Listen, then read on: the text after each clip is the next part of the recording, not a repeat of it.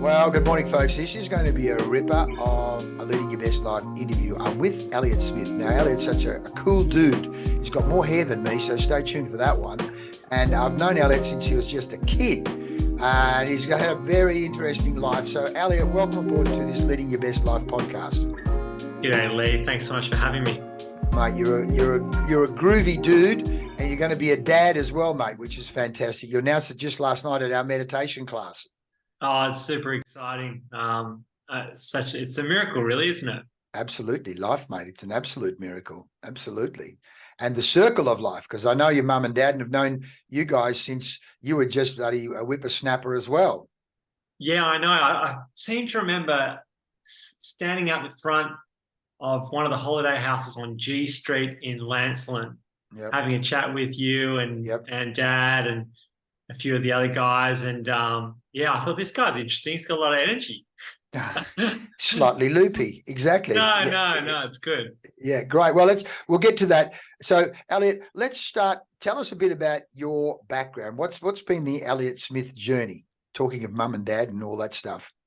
Yeah, so grew up in Perth in a very lovely little family of six, three siblings. I'm the second of which. Yeah. And got given a drum set for Christmas when I was just before I turned 12, and fell in love with the thing pretty quickly. 12, yeah. Yeah, it made a lot of sense for me. I'd already always had a bit of an obsession with rhythm in general.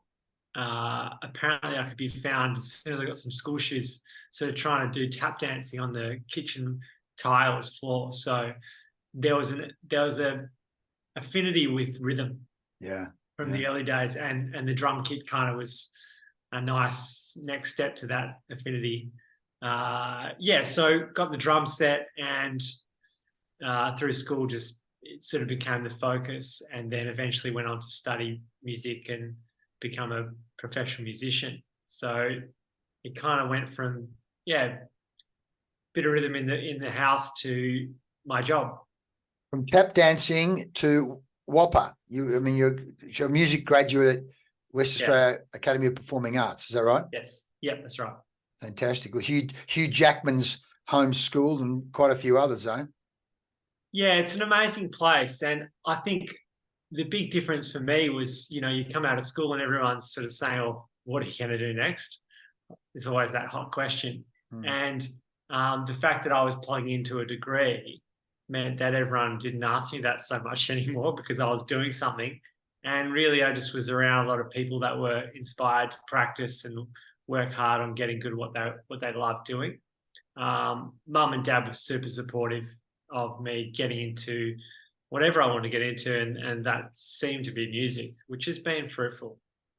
Mate, you look, Dave Grohl, of course, is one of my superhero stars, and of course his addiction to drums as well. I mean, 12, the testosterone's just starting to kick in. So that, as you talk about all that energy you could burn up, bashing the skins and making the sound. Just in terms of the drums. I come from a place called Eagle Hawk, in fact, California Gully, which is a mining, the whole place, Bendigo, California Gully. And just down the road from our place, Mrs. Roder's shop, where we used to go down to get the newspapers and the milk and the bread. And there was a cellar under the shop.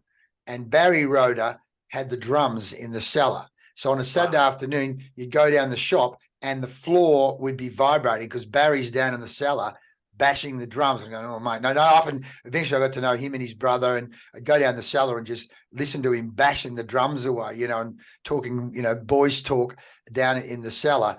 So between him playing drums and his brother, Peter, fixing up cars, and we drive around the sand heaps around the back, that was essentially my teenage years, going, how does he do that? What's that magic? He said, there's so much energy around drums and rhythm, and even that's coming back to the therapy, the mental health factor of drums and rhythm and so on too, isn't it? Yeah, and it became a sort of a default mindfulness practice for me. Right. So I would sit there working on whatever I was trying to get good at, and my entire focus was placed upon that. And I was motivated to get better. I saw results, and I'd spend, between 1 and sometimes 8 hours a day playing drums. And that's a So workout, by the way. I mean, playing guitar is one thing, but drums for 8 hours a day is a pretty physical thing. Talk about mind, body, spirit. yeah, and I of course built up to that, but yeah, it just felt good, and it just kept me grounded the whole time, and it was really nice. Yeah. I mean, mum and dad, talk about supportive. Listening to you bash the drums for 8 hours a day in the house, that must have been fantastic. What kind of did you have? You didn't have a cellar, or were you in the garage? Where were you? Oh, look, it was a developing situation. So we started out with me in the shed, and if anyone's been inside a tin shed and done something loud, they actually amplify the sound. How's your eardrums? Yeah.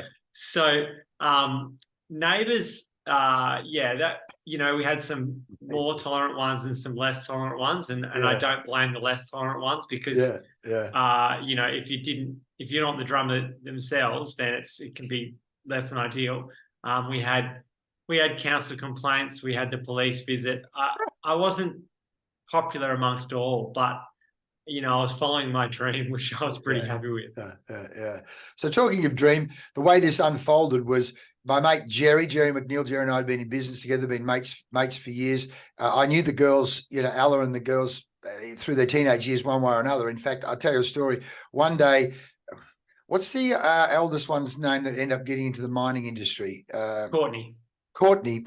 In the early days, Courtney did some work with us when Jerry and I and Grant Donovan were doing stuff together, and just a bit of training of some kind. But that then helped her get the job in mining. And I remember when I think she was in Melbourne working in a surf shop, and Jerry and I were driving from one place to another.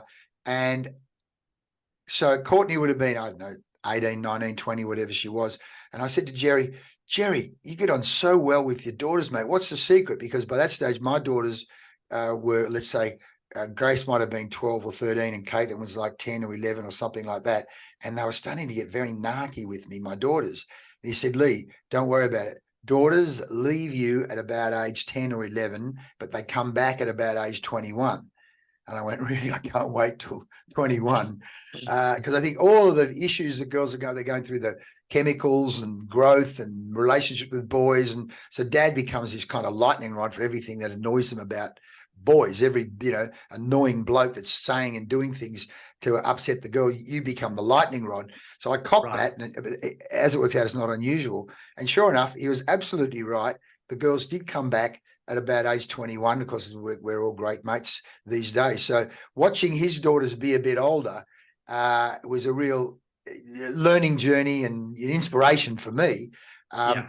And so one way or another, he kind of had talked about Ella, music, this, that. So when we went down that time, she said, Ella's singing at the Fremantle Arts Centre. And I went down there and I saw your dad, Stuart. I said, what do you, because I hadn't seen Stuart in God knows how long, and your mum hadn't seen them forever. I went, what do you guys? She said, well, Ella is engaged to Elliot. And then, of course, the two were Ella, what the hell? How does this all work? And that's when I first met you guys. And so talk about, again, Perth being a small place, but the circle. And Ella, of course, is just fantastic. And I said to her at the time, besides the music, the dialogue, the repartee, telling the story behind the song reminded me very much of Peter Allen, who you may remember, Peter Allen, the boy from Oz. I was a massive fan of Peter Allen and literally saw him in Radio City. I saw him a number of times. We saw him at Radio City Music Hall in New York. And the chatter and the revealing, telling about his own story in the song and between the songs just built a whole other level of rapport. I said, Ella, don't lose that, because that is just so special, in terms of connecting. And then the fact that you guys are working together, and of course then via you and which is, we got married, and then Elliot's going for 3 months to the Himalayas to learn meditation. So tell me the meditation story, how you go drummer, meditation.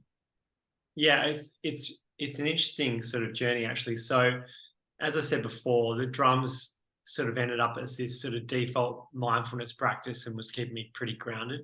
Mm-hmm. And then at about 25, the charm and the pull towards practice left me.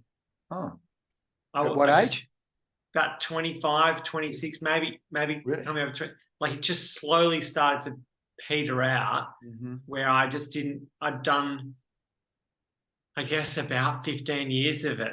And I kind of achieved a lot of the things that I was looking to achieve, always looking for the bigger gig. And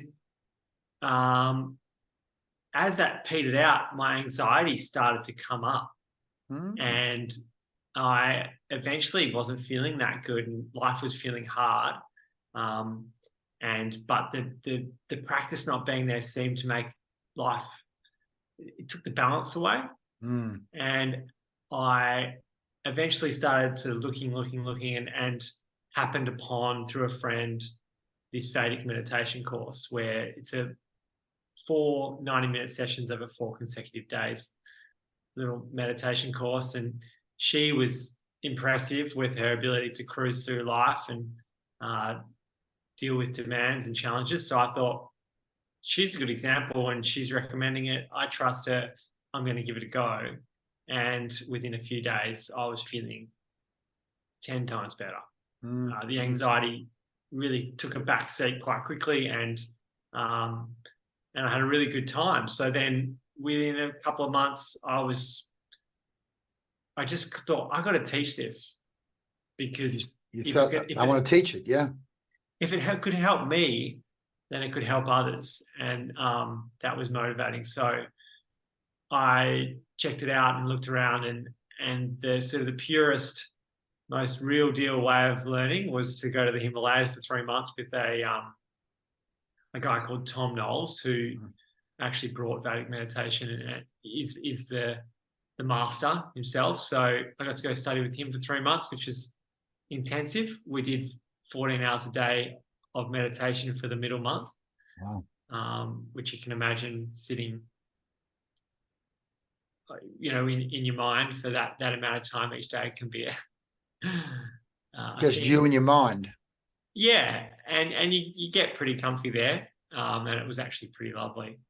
But yeah, then coming back, it's been great to, I guess, work with Ella and sort of start to spread the word about how meditation is actually easier than you think if you have a little bit of help and instruction. Not only that, the beautiful thing, we talk about synergy, synchronized energy. That's Buckminster Fuller's word. But the fact that Ella has a background in like events management, it's like a perfect synergy there, that she can bring all that expertise and apply it to you and the business. I mean, if she had been a butcher or a baker or a candlestick maker, that wouldn't have been so useful. But it's absolutely perfect in terms of you two going 1 + 1 is 5 there. Yeah, it's beautiful, and we do love working together. And it's at the heart of it, it's pretty fulfilling to be doing something and then seeing other people benefit from what you're doing. It's super motivating, and creating the little community that started is just, last night at group meditation, we had 8 people, and we've only been going for a couple months, really. So it's just beautiful to see it building, and people come because they're motivated to, start some kind of mental hygiene practice, and it works. And then that's, good on them for pushing open that door.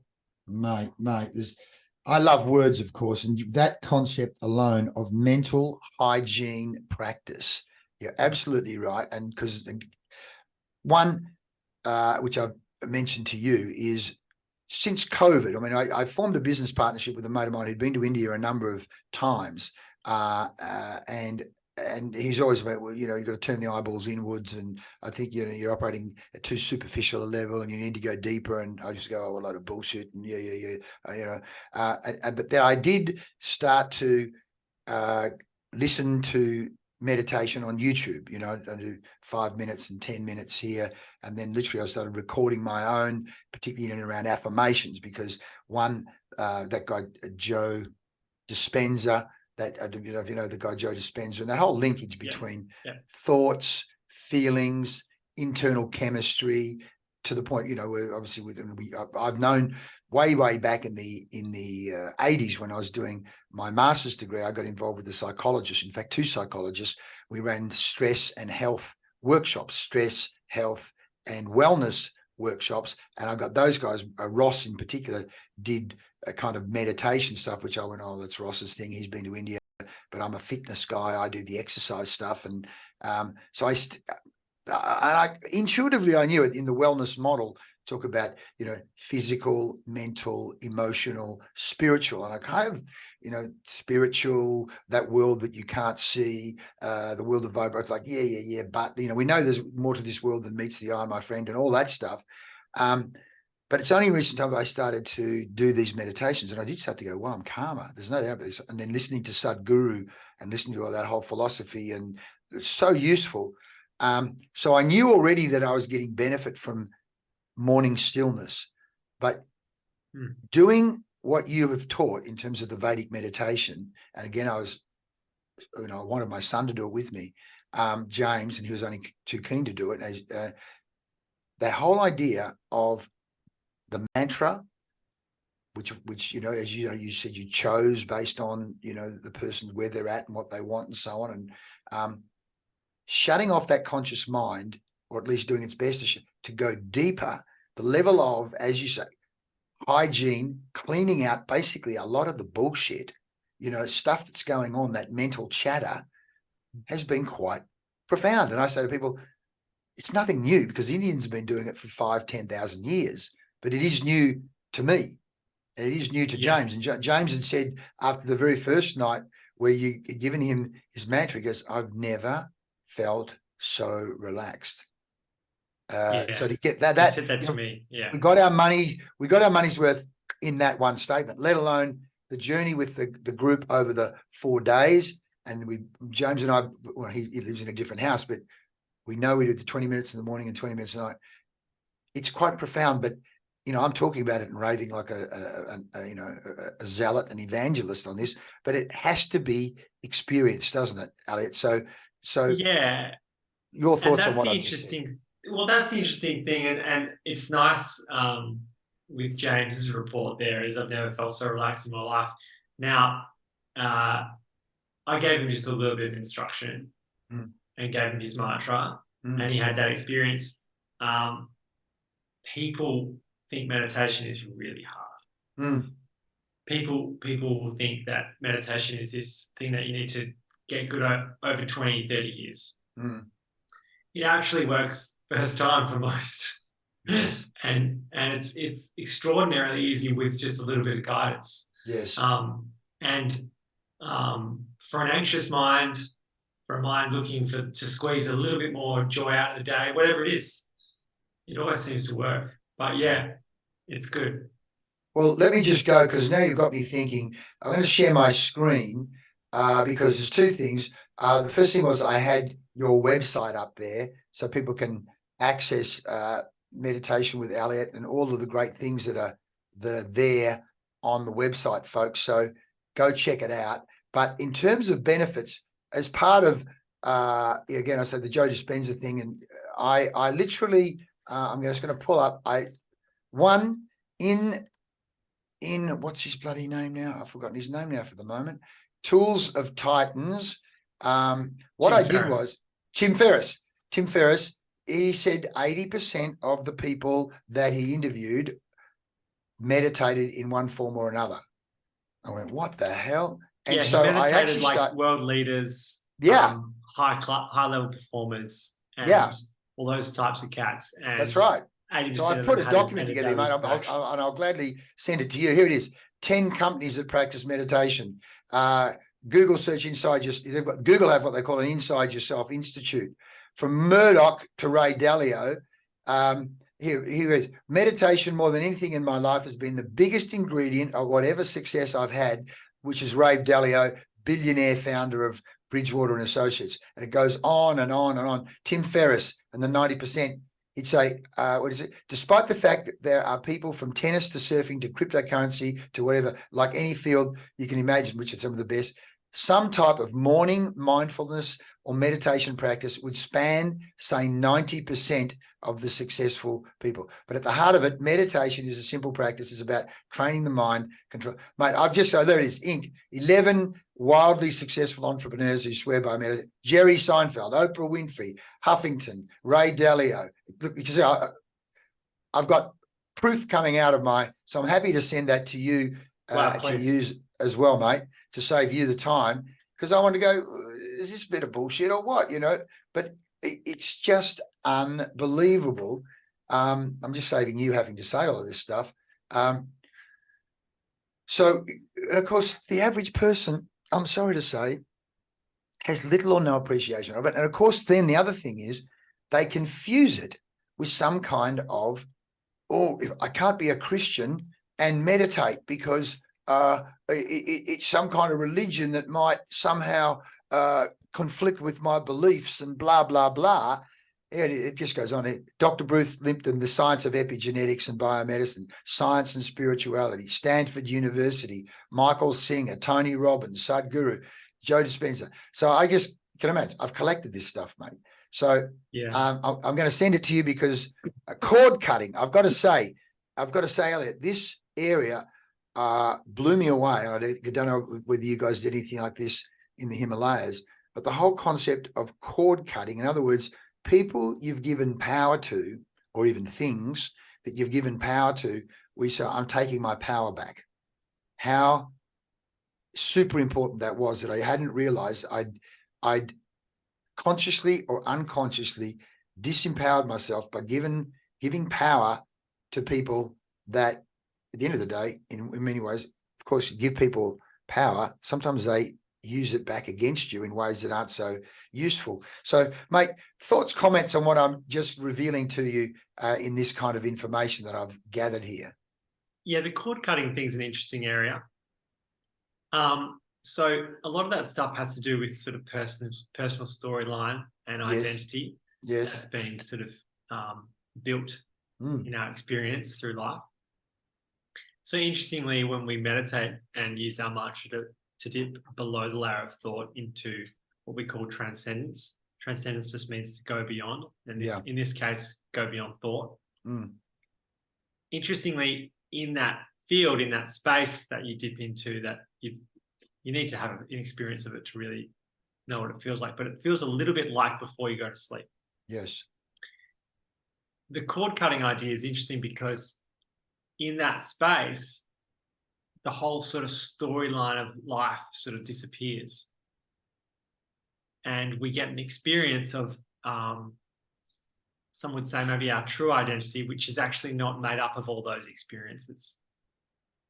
There's something, an inner identity that's a little more full, and we feel this contentedness. And so that cord cutting happens sort of effortlessly as we experience transcendence, and we come out feeling a little less tied to some of those less than ideal experiences or relationships.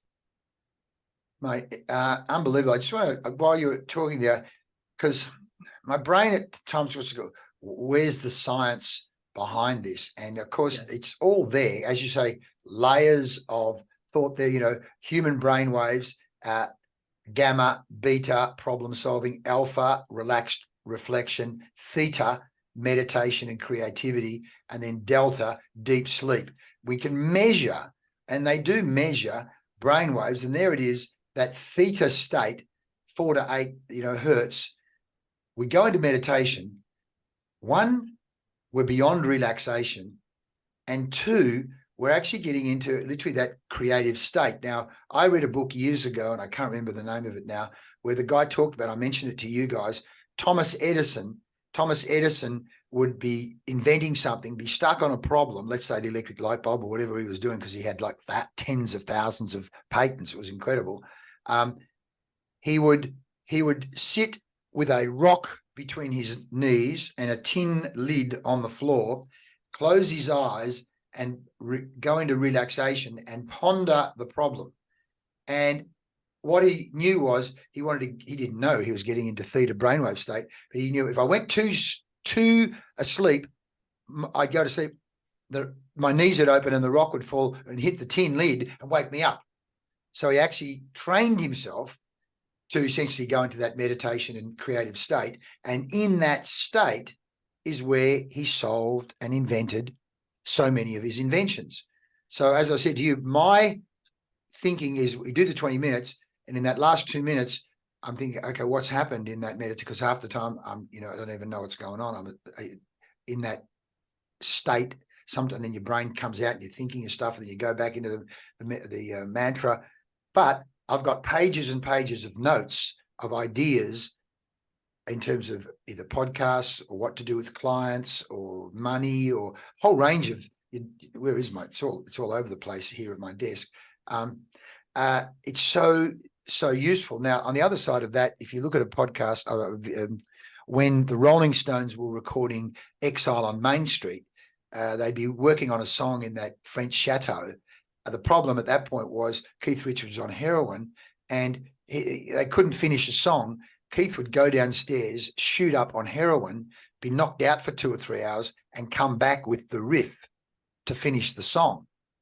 So needless to say, I'm not prescribing that, but essentially he was going somewhere in and around between theta and delta, and in that state would come back with the answer. Whereas, of course, it's way healthier to just close your eyes and do a mantra for 20 minutes than shoot up on heroin. So what are your thoughts and comments? Because there's the science of what, the Indians have been knowing for 10 or more thousand years. It literally is about altered states and brainwaves. Yeah, it's great stuff. I've actually spoken to a few really talented painters about them getting into the zone. Yes. They call it the zone. Yes. And one of the things that they describe to me is when they get out of the way of the paintbrush. Oh, nice. Oh, which I think the Japanese have a whole thing about painting and flow, and as you say, getting in flow, getting out of the way of the paintbrush. Yeah.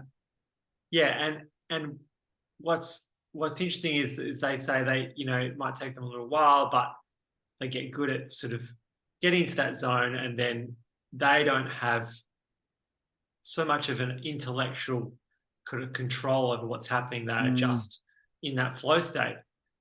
The only thing is that it feels, when I was speaking to some of them, is that it's a bit random, and they're sort of hoping that they get there. Right. And of course, when they practice it every day, they do get better at it. But if you don't have a painting practice and you'd like to apply it sort of a bit more wider in life, then the technique of meditation or of Vedic meditation actually gives you a system and a technique to dip into that every time.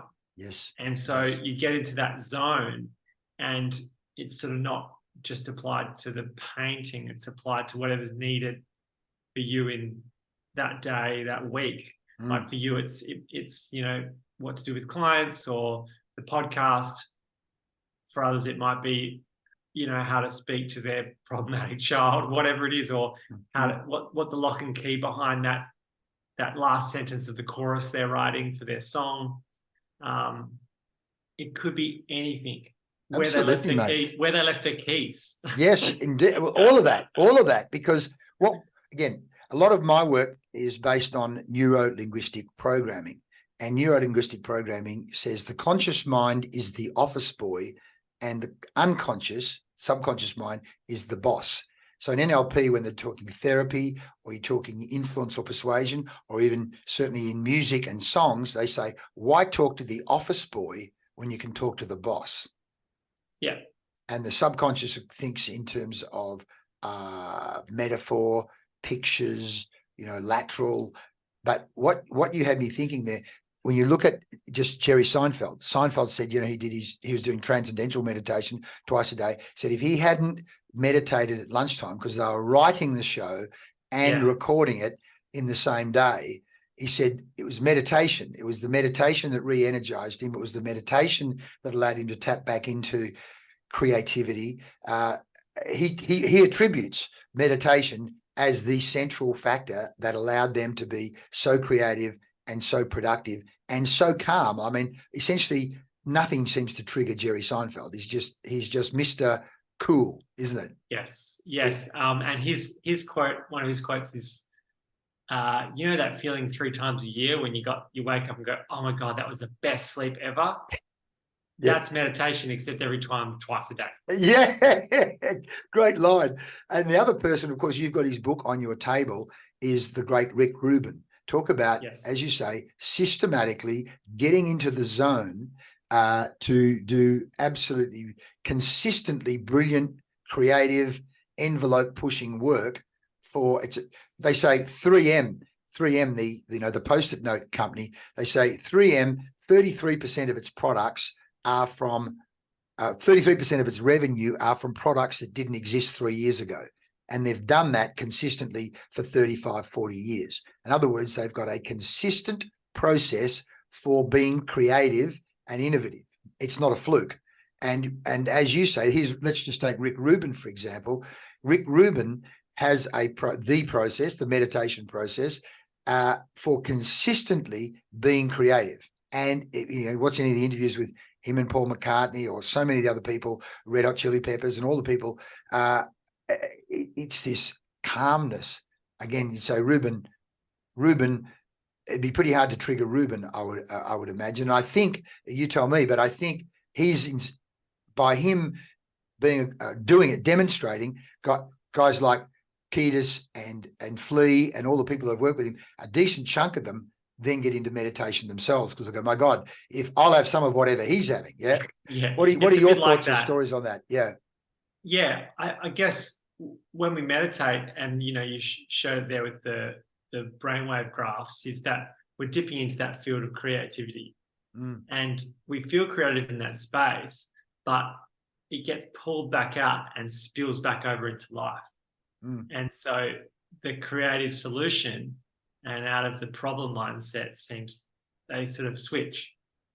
And you can see that Rick Rubin's just basically constantly in that space. And you're affecting everyone around you to sort of become in that space. Yes. They pick up that energy, and you're actually constantly giving the gift of a wider scope of awareness to everyone else. And the calmness. I think the calmness and the peace factor, which, let's just talk about that for a second, because we say, one, there's only a certain chunk of the electromagnetic spectrum that is visible, and then there's this whole other chunk that's invisible. And let's say he's radiating, as you do, as you talked about your master, the teacher Tom Knowles, radiating that vibration, that energy, that peace. NLP says state is contagious. So when you're around anxious people, you go, why the fuck do I feel so anxious? Or, but when you're around calm people or loving people, you go, why am I feeling this kind of love around this person? Because they're radiating it, let alone the whole concept then of interconnectedness with the broader universe, which again, my friend Greg Campbell has written the 700-page book called Total Reset, in terms of indigenous peoples where everything's vibrating and living, and we're actually interconnected with it. Now, some people go, oh, it's a bit fucking spooky, Leigh, don't talk like this. But you told me the story that in terms of meeting or manifesting Allah, you remember in your introductory session, you just want to share that in terms of you, anxious, then meditation, and then Allah. Yeah, it was quite interesting. So I'd bumped into her and gone, wow, she's an amazing human. Well, look at her energy that radiates, isn't it? Yeah. She's just radiating and inspiring wherever she goes. Anyway, I hadn't seen her for 6 months. It was just a quick introduction with a friend. And in January, I'd done this course in Vedic meditation, and then she came into the studio to do some vocals, and we were laughing so much about how similar we were. Wow. And then I said, oh, look, I've just done this meditation course, it's been really good. And she just went, oh wow, I'd love to hear a bit more about that. Anyway, she texted me about a week later and said, hey, we never got to chat more about your meditation course. You're free to catch up. And I said, how's 7 p.m. tonight? And we've just just wanted to spend more and more time together ever since. And I think the thing for me with the meditation was that I was able to sort of come back to self, feel so calm and so good that I was ready to take on and receive and give love in a really easy way, very naturally without thinking about it. And so my ability to jump into a relationship that's definitely changed my life, really, after being single for 7 years and kind of not finding that love, was seamless, and it's been the best thing that ever happened. And finally enough, meditation as a topic, and then a means to the end was really the thing. So yeah, that's pretty beautiful. fortunate to have it all kind of rolls out and cascades like that.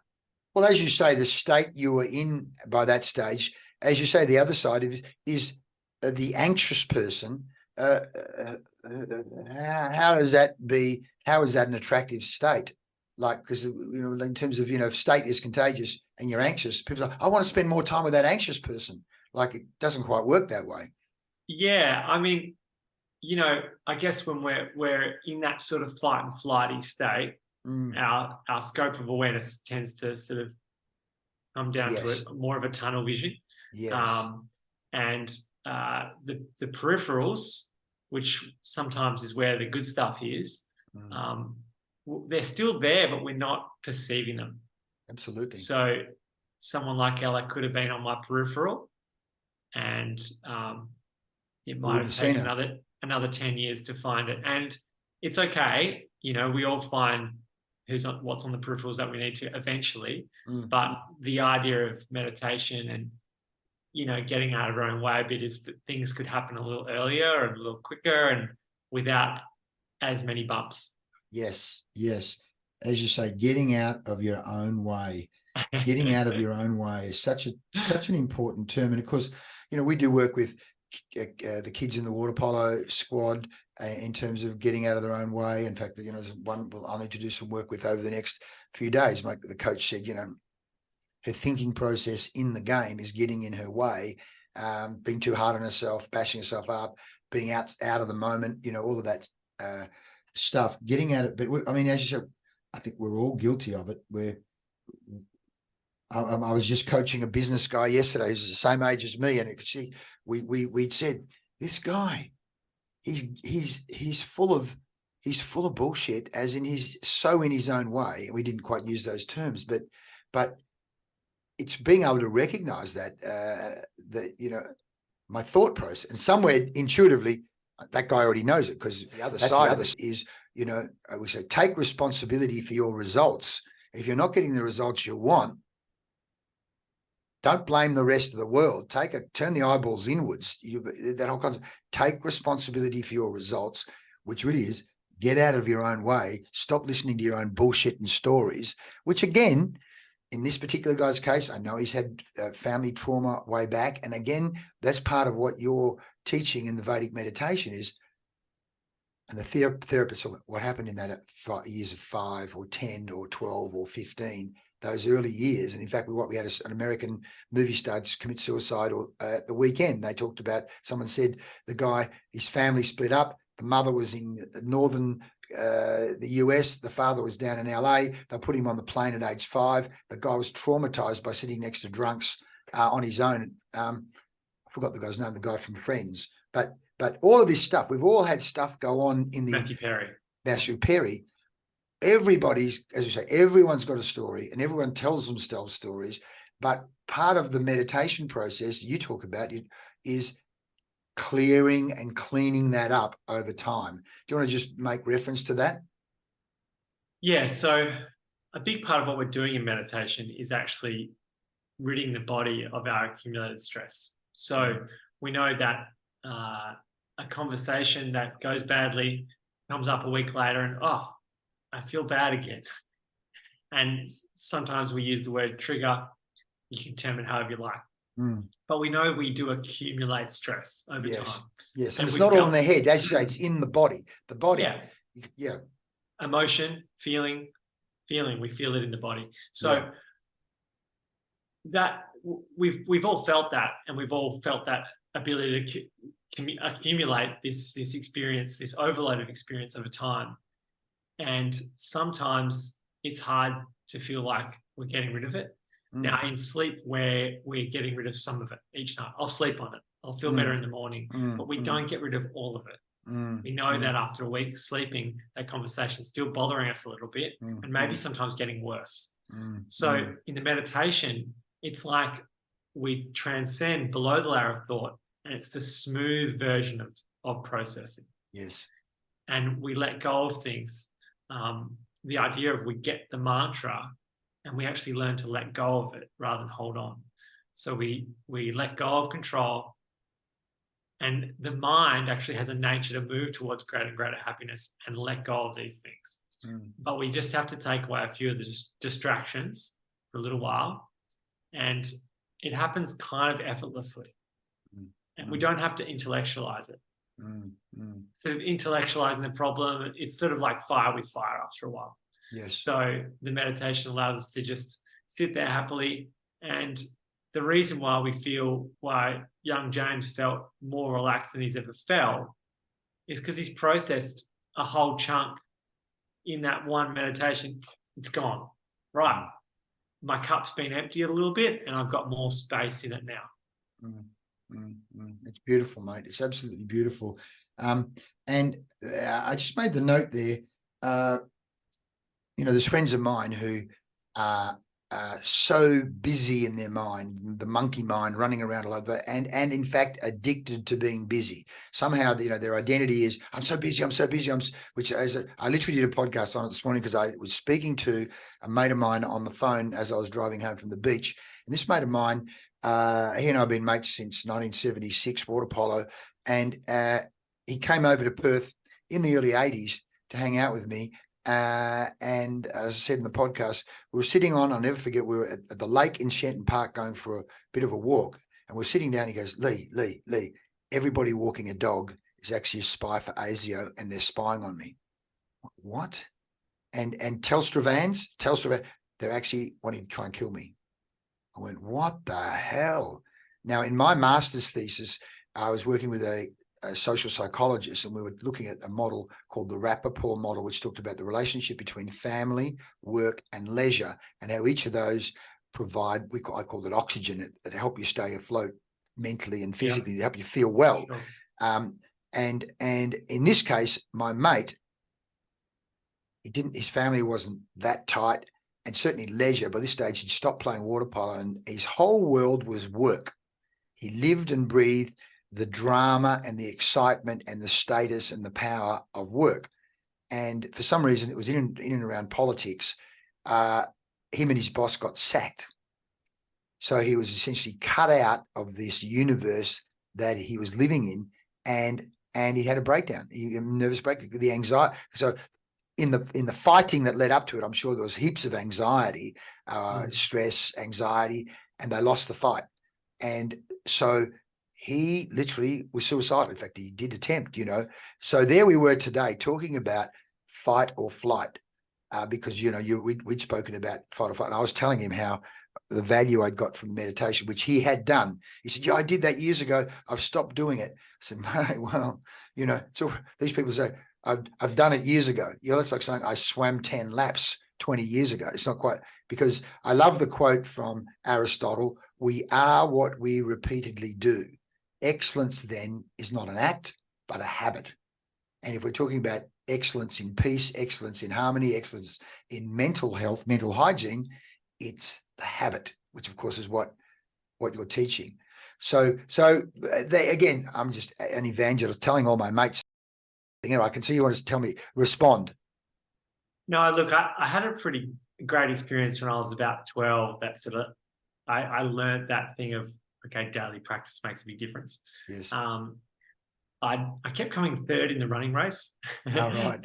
And I said, Dad, or fourth, I think I was coming fourth. So, those little tiers that, and I wasn't even standing on the box. On the yes. First, second, and third would get a spot. And I would just, with my whatever colored ribbon, would be off the box on the grass. And it was, being a competitive young lad, it wasn't working for me. So I said, Dad, this is not what I want to, at least get on the box.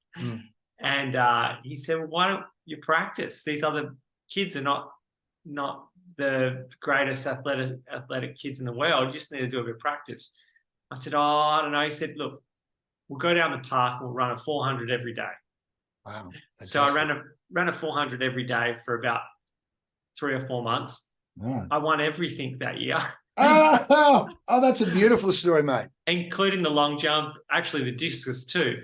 And, I didn't actually become, a world-class athlete. That was never going to happen. Yep. But I learned a really important lesson, really young, that if I did something every day, and I didn't have to push too hard, just simply go and show up at this thing every day, then I'd get a little bit better. That sort of transferred over to the drums. Yeah. And I became a professional drummer by the time I was 19, playing with symphony orchestras and touring the country, and it was all good. And then eventually it sort of moved into this, okay, if I meditate every day, now not only will I need to, that's all I need to achieve, because I'll have this calmness and this openness to experience whatever is needed to be experienced, and achieve whatever I need to achieve, be it clean the kitchen because I feel a bit easier about doing that, or get over that hump to get that job done that I can't be bothered with. So yeah, the power of every day is huge. Yes, I love that. A 400 a day, a day, but it's a daily practice. I've just run a series of sessions with the kids in the water polo club. We call it the Kaizen mindset, because the Japanese have the principle Kaizen, continuous and never-ending improvement, and combine that with the science of, it's called deliberate practice. There's practice, and then there's deliberate practice. Whether it be golf or guitar or drums or singing or sales or presentation skills, daily deliberate practice, and that usually involves feedback and coaching. Which again, you with the songwriting workshop that you've done, got James going to, and then you're challenging me to do something. Look out, folks.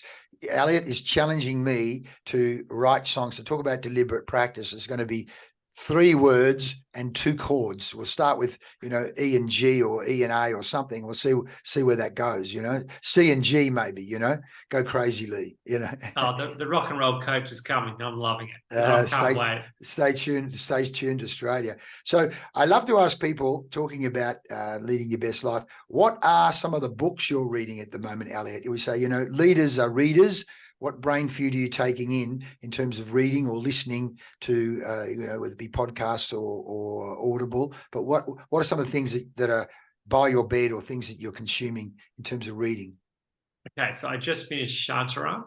What the hell's that? Which is that beautiful, really, really long story that's about a guy that lives in India for quite a long time in Bombay.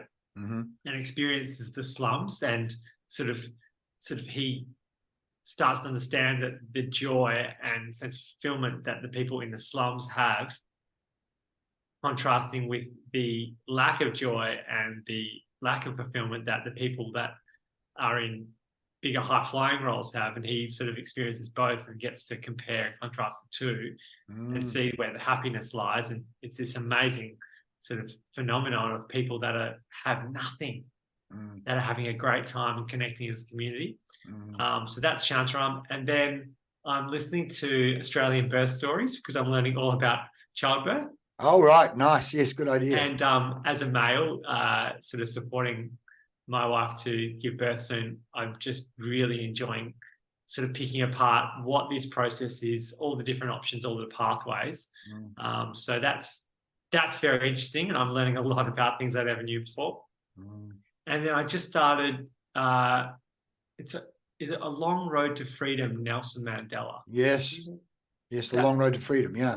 Yeah, and that's feeling quite good. I'm really enjoying his way of, talking, and so that's Nice. what's in the book. Is there anything else? I listened to Tom Knowles' podcast, The Vedic Worldview, quite a lot.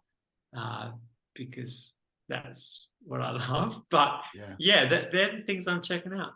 That's beautiful, mate. Years ago, I put together a book, because I love words and quotes, and there's a great quote we put together called, "If we are what we eat, take great care in what we feed our brains. And so, you know, if we are what we eat, take great care in what we feed our brains. So that's brilliant, mate. And of course, mentoring wise, as you say, Tom Knowles has certainly been a major impact on you. If I was to ask you what motivates Elliot Smith and why, what would your answer be? Look at his brain going, folks. Yeah. It's good. What motivates Elliot Smith and why? I think at the moment, I'm getting up and working because I see the people that I'm helping that are making a huge steps in their own lives. That's very, very motivating. I think it starts with your own story and your own benefits, and then it goes, okay, share this, and you start to see other people see and feel those benefits. So that's that's motivating me at the moment. Yeah, great. No, look, as I say, I often, when people tell me the benefits of what they've done with in terms of business or sales or leadership or teams, I say I often feel like a happy old uncle. It makes me feel all warm and cozy inside that, you know, I'm doing something good. And, you know, you say people, they light up. They're like, well, we've done this and we tried this and I never thought I could do it, but now I can do it. It's just unbelievable. I just made, you know, $500 or $1,000 or $20,000, whatever the number is. Because we don't know what we don't know. We don't know what we don't know. And certainly in regard to this mental hygiene and, as you say, a daily mental hygiene practice, what that actually does. And you can talk about it, but it has to be experienced. You have to actually do it. And the very factor of one of my business partners, James Sutherland, and his wife, Kath Sutherland, they've been to the Tibet and India a number of times.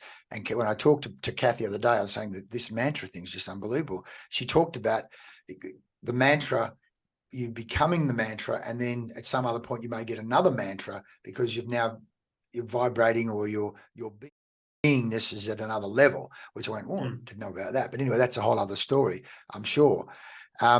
So as we move towards a close, Elliot, is there any question I haven't asked or any point that I haven't covered that you'd like to cover before we wrap up? I think I'd just like to cover that. I think you're awesome, Leigh. Oh, very kind of you to say so, mate. I think I see that you love connecting people and you're a man that hugs truly and you can feel it when you care that people are going good and you know when to check in, and you spend a lot of time in your days doing what you can to help people and setting people up for the win. So I think it's good to cover that because you're very a kind legend, of you, mate. I hug well. I like that. No one's ever said that before. It's true. Hugging is so good for everybody's health, you know, both the giver and the receiver. Yeah, absolutely. Mate, your points here about getting out of your own way and then a system, a process to get into the zone. And I love your 400 meters every day, and the impact that actually had was way beyond anything you could have imagined. You just want to get on the dais. Next minute, you're winning everything. So yeah, I had to learn that through experience. And whatever the motivation is to get to the next step is fine.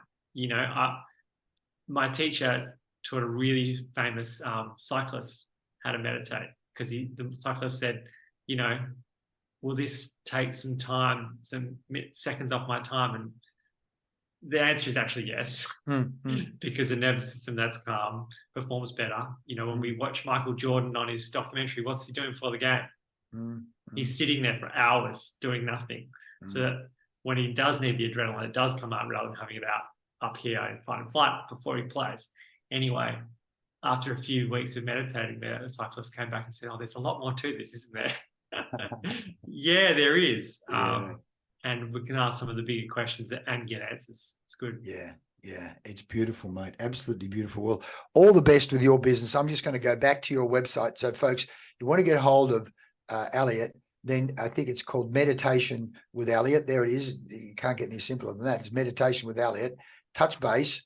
I know Elliot runs some free information sessions, but there it is. Upcoming courses are there. Get in touch. And It's just beautiful, beautiful. New to meditation. I was nervous going into the course, unsure of how I go, would be involved. But now, a few days post-course, I can truly say it's the best thing I've ever done. Same here, I agree. I'm already noticing the positive impact it's having on my life. Elliot created a warm, inclusive, very good hugging, safe learning space. Shared his knowledge, and mate, it's beautiful, beautiful. So, folks, get a hold of Elliot. Is that the way you want people to get hold of you, Elliot? I see you on Instagram and Facebook there as well. Yeah. Click anything where you can send me a message, and always welcome to just come and have a chat or give us a call or a text. And everyone's got a different sort of journey into meditation, so it's worth sort of seeing if it might be a fit for you. Absolutely, mate. Well, thank you so much, Elliot, and we'll share this podcast far and wide. And as you know, Mondays, when I get down to Freo, I'll be at group session. Otherwise, I'm doing my twice a day, as is James. And you've already set the target that in December, I need to be at that workshop. I mean, just remember, I'm going to Bali to do a conference at the end of November. So, what date was that? December? December 6th at Sundown. Oh, that's okay. Okay, I'm there because I'm back by about the 2nd or 3rd. So yes, that's good, mate. Oh, there's no escape for Leigh. The fence is going round him. Time to come up with she loves you. Yeah, yeah, yeah. I'm hearing like a palm muter thing, like.